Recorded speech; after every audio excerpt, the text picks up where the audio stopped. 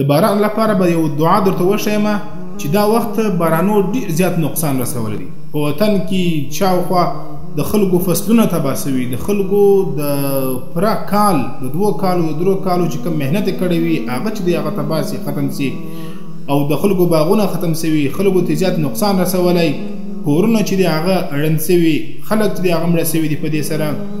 نو نن د حدیث شریف څخه یو دعا درته ښیم. نبی کریم صلی الله علیه وسلم فرمایلی دي چې کله تاسې ورځ ووینئ چې هغه تورې ورځ وي، د باران څخه ډکه ورځ وي، نو بیا تاسې دا دعا ووایست، دا وظیفه ووایست. نو دا ویډیو چې دغه څومره کولی شي دومره د سره نشر کړي، د سره شیر کړي، ځکه چې د یو مسلمان د دغه د عذاب څخه د حفاظت وسي، د دې مشکل څخه د خلاصي، الله یې حفاظت وکړي. دا یو دعا نبی کریم صلی الله علیه وسلم موږ ته راښولې ده د خپل امت لپاره. نو ما تر تاسې پورې در ورسوله، تاسې یې مخته ضرور شیر کړئ چې کله توره ورځ مې ولیدله چې دا به نقصان رسوي دي، د باران څخه ډکه ورځ ده، د باران ضرورت نه وي، تاسې غواړئ چې د باران الله پر تاسې باندې ونه وروي، نو بیا تاسې دا دعا ووایست: اللهم انا نعوذ بك من شر ما ارسل به.